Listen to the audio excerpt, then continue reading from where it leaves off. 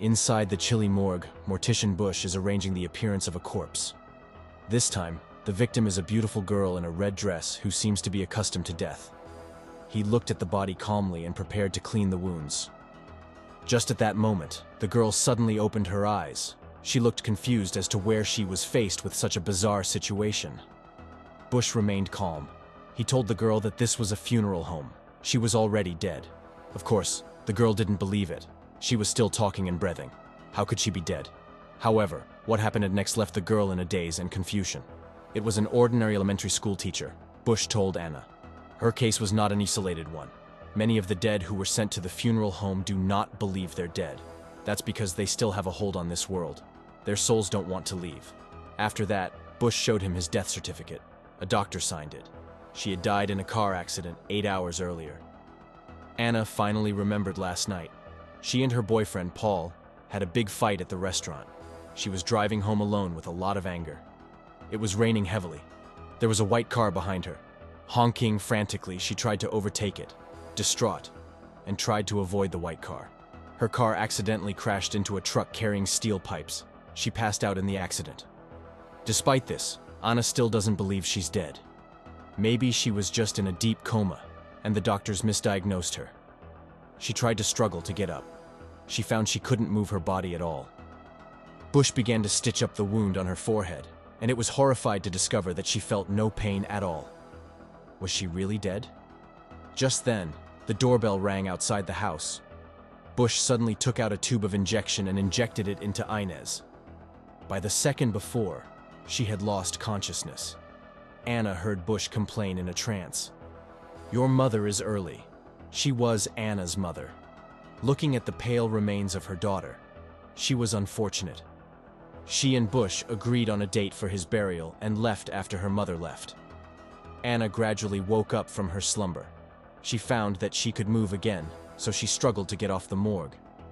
She tried to use the phone or the wall to contact the outside, but the phone had no signal at all. The door was locked securely and could not be opened. And that's when her boyfriend, Paul, who had been informed, arrived at the funeral home. He regretted the argument he had with Anna last night. He regretted that he let her drive alone in the rain, blaming himself. Paul wanted to see his girlfriend one more time. Bush turned him away, he said forcefully, until the funeral began. No one was allowed to visit except immediate family members. This is the rule of the funeral home, and they got into a fight about it. Her boyfriend's familiar voice reached the NICU. She rapped on the door and screamed for help, but Paul didn't seem to hear anything. He and Bush argued a few times and then left. Bush returned to the morgue and angrily questioned him. Why did he stop his boyfriend from visiting her? She suspected that Bush was a psychopath. He was holding her captive.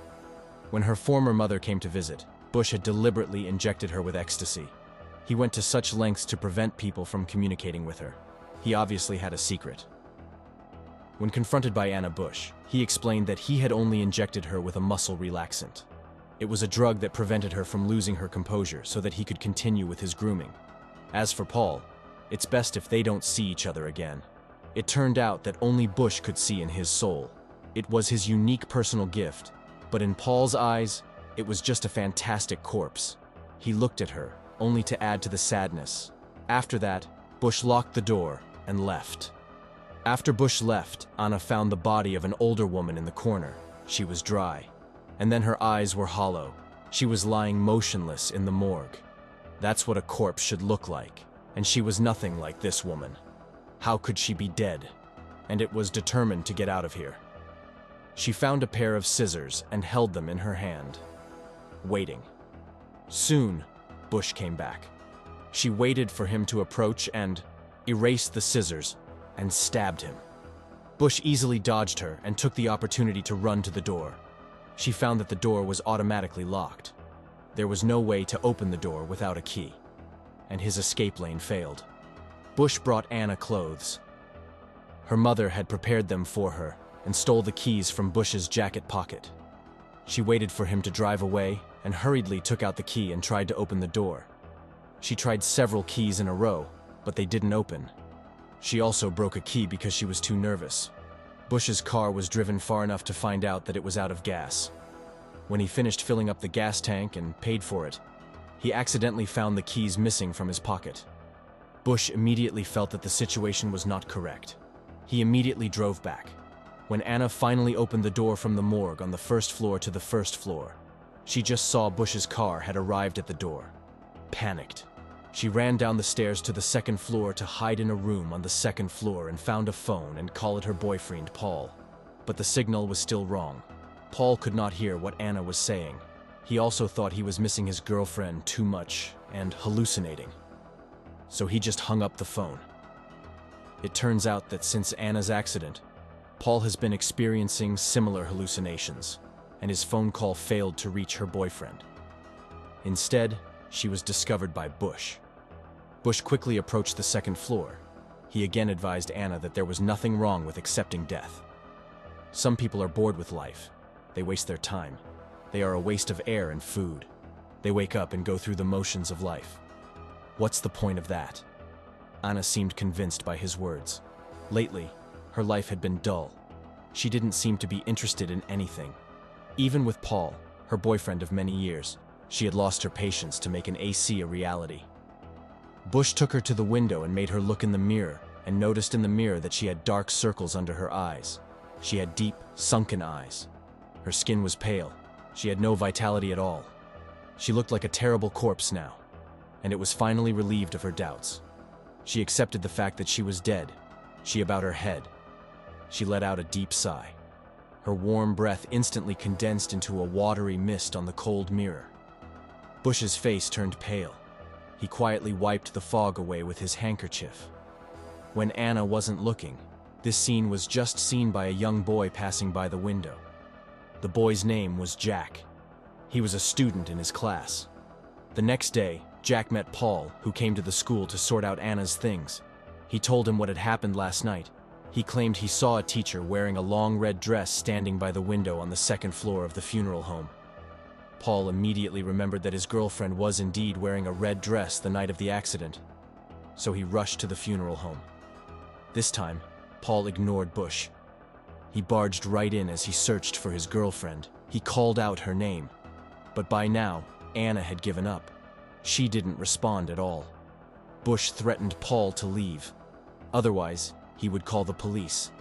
This gave Paul the spirit to rush to the police station and find his sheriff friend. He wanted him to get a search warrant to investigate the funeral home because he suspected that his girlfriend was not dead. She was being held captive by Bush. Paul felt that the doctor had declared Anna dead after a simple check of our pupil's pulse. That's not rigorous enough. It was likely that Bush had drugged his girlfriend in advance to interfere with the doctor's judgment. Police officers next to him also agreed there is indeed a drug that can make people instantly paralyzed and fake death. But the sheriff didn't believe this bizarre theory.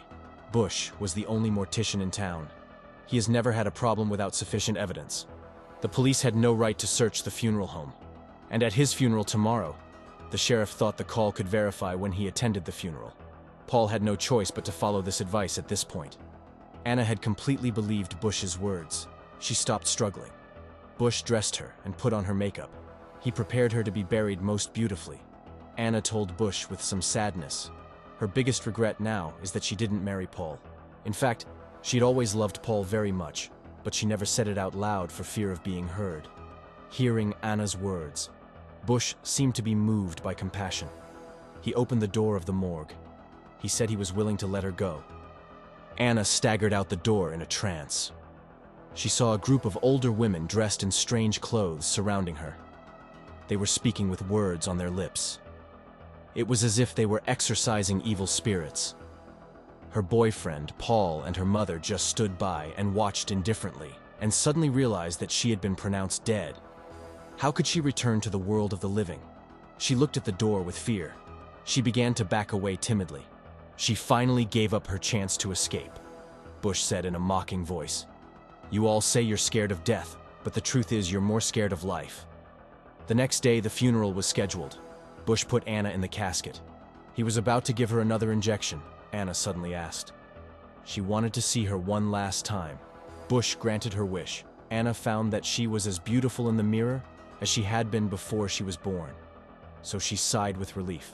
She was surprised to see a mist of water condensed on the cold surface of the mirror. How can a dead person exhale warm air? And it immediately realized that she was not dead. She remembered that the day before the accident, she had attended the funeral of her piano teacher. It was Bush, the mortician, who was standing next to her teacher's coffin as she was looking at the body. She noticed that her teacher's lips seemed to move a little at that time, and glanced at Bush next to her in confusion. But Bush didn't seem to notice anything unusual. He just smiled politely at her, and she just thought she was hallucinating at the time. She didn't know much about it. Now, it seems that the piano teacher should also be a victim of Bush's myth, and it was because she had discovered the secret that she had become the target of Bush's hunt and a struggle, but to no avail. Bush gave her a shot. Anna fell back into a deep sleep at the funeral pop of the ring, and in his hand, he found her pump cold. Paul finally believed his girlfriend was dead. Soon, Anna was buried in the ground. By the time she woke up, they had already left the cemetery. No matter how hard she tapped on the coffin, no one heard her cries for help. Back at home, Bush fixed Anna's picture on the wall. There are many other pictures on this wall. All of these people had similar experiences to Anna's. All of them are the spirits of Bush's men. It turns out that Bush thought he was a god on high. He could decide the lives of others at will, in his opinion. Those people are a waste of life. They don't deserve to be on this earth. At Ellis' memorial dinner, Paul was sadly drinking that glass of wine. When Bush approached him, he reminded him that Anna might still be alive. He urged him to go to the cemetery and check it out. Paul saw and acted immediately. He immediately drove to the graveyard drunk. He was speeding along, passing cars like crazy. Suddenly, a white car parked on the side of the road turns on its high beams. Homeless, managed the car and crashed. This is the same car that followed Anna and honked, frantically causing Anna's accident, and the owner of the vehicle is Bush. When Paul woke up again, he found himself in a morgue, but in a funeral home. It was Bush, the mortician, who fixed his appearance. The film ends with Paul's desperate cries for help. Thanks for watching. If you are new, don't forget to subscribe for more of these recaps.